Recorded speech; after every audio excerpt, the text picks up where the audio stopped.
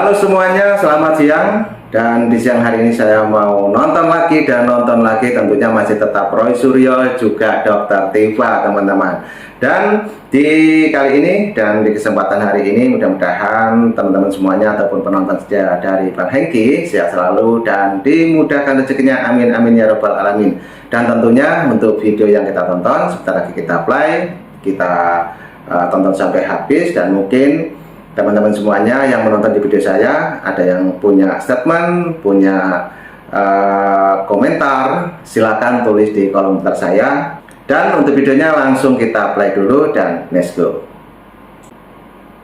Saya perlu mengklarifikasi soal perawatan saya dan Pak Roy Suryo ya di Rumah Sakit Kramat Jati. Karena ini banyak juga isu-isu yang tidak bertanggung jawab yang beredar ya. Sekitar pukul 15.30 di hari Jumat 19 Juni 2026, setelah kami kemudian sudah dipindahkan ke Tahti ya, tahanan titipan.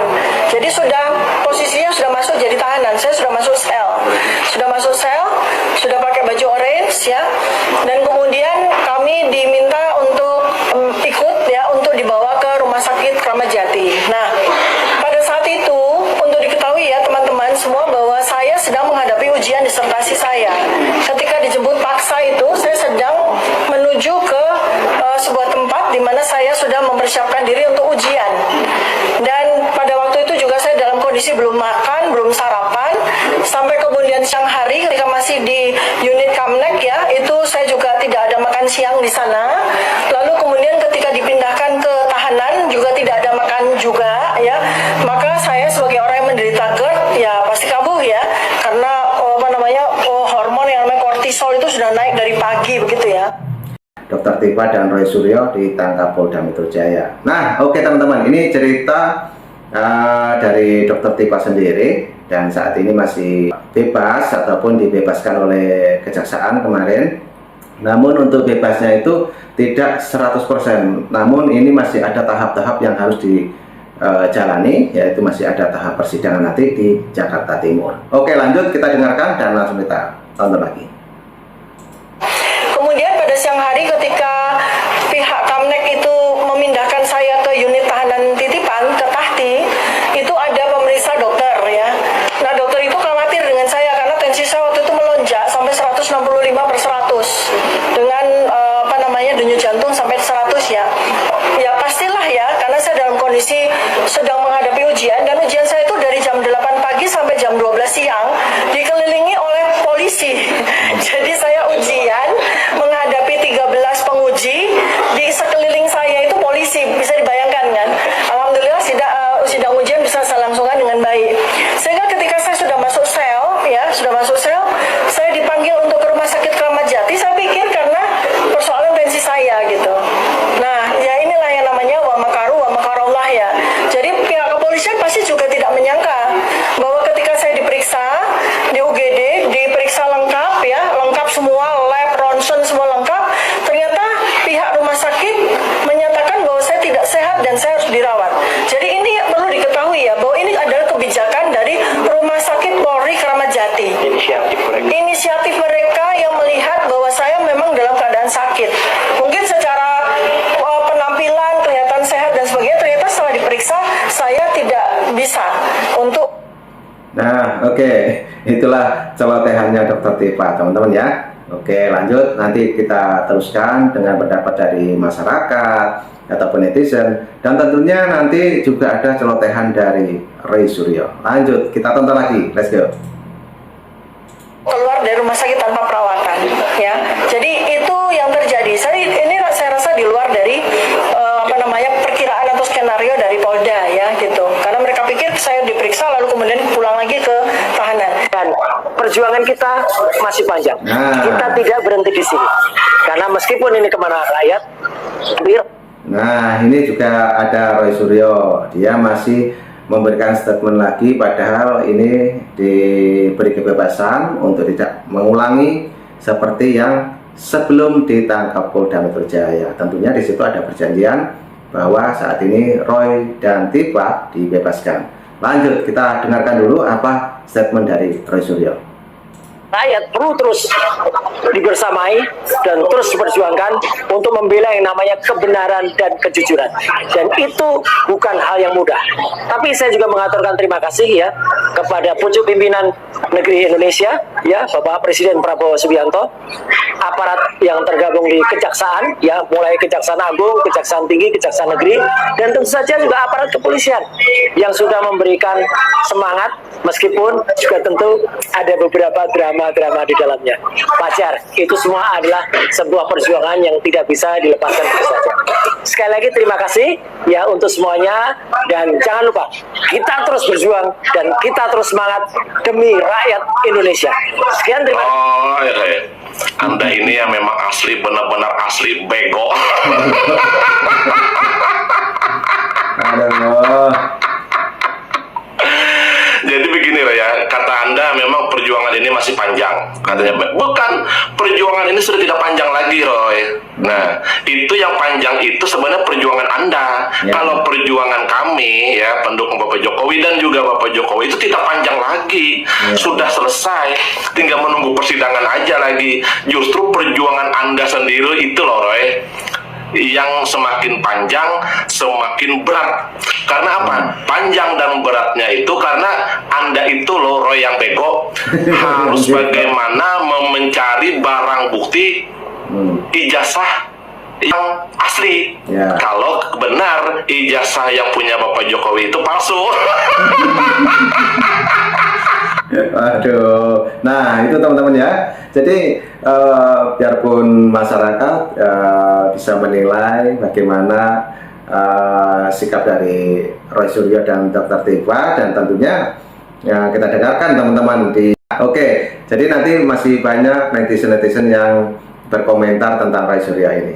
Kita simak lagi dan langsung kita tonton.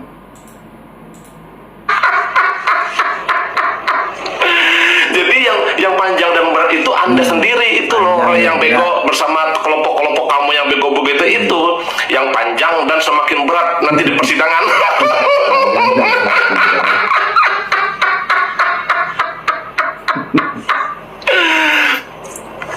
Jadi kamu bilang ini kemenangan rakyat, memang benar. Ya. Ini kemenangan rakyat Indonesia Ya, di mana mendukung Bapak Jokowi menang sudah. Ya. Kenapa kami menganggap menang? Karena Anda itu kemarin sudah dijemput, ditangkap. Berarti jelas Anda itu tersangka dan pelakunya. Karena Anda itu tersangka dan pelakunya, berarti ada korban-korbannya ya Bapak Jokowi. Itu loh yang bego.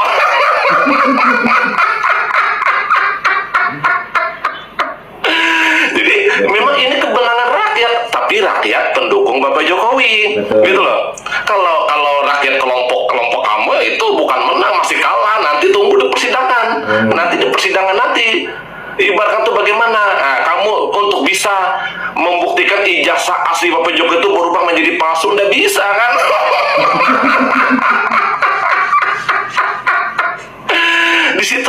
Disitulah beratnya. Terus Anda ibaratkan tuh merasa sekarang bebas ini, ibaratkan tuh menang, bukan. Anda itu loh Roy, Anda itu bebas itu bukan karena lepas dari jeratan hukum, lepas dari tersangka, bukan. Anda itu bebas karena penangguhan penahanan. Penangguhan penahanan. Jadi Anda itu saat ini bebas sementara itu karena penangguhan penahanan, bukan bebas karena tidak bersalah. Tidak. Nanti di persidangan, karena Anda sudah mau persidangan. Jadi bagaimana?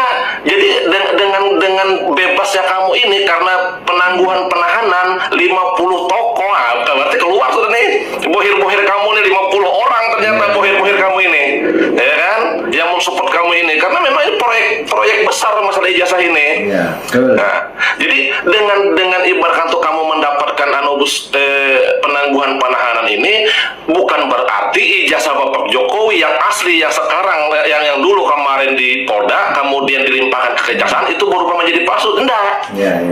Tetap ijazah Bapak Jokowi asli tetap asli. Tetap asli. Kamu Nah, juga.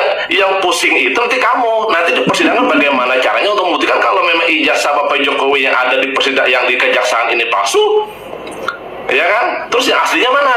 Ya. Nah, bingung kan kamu nanti Roy bego.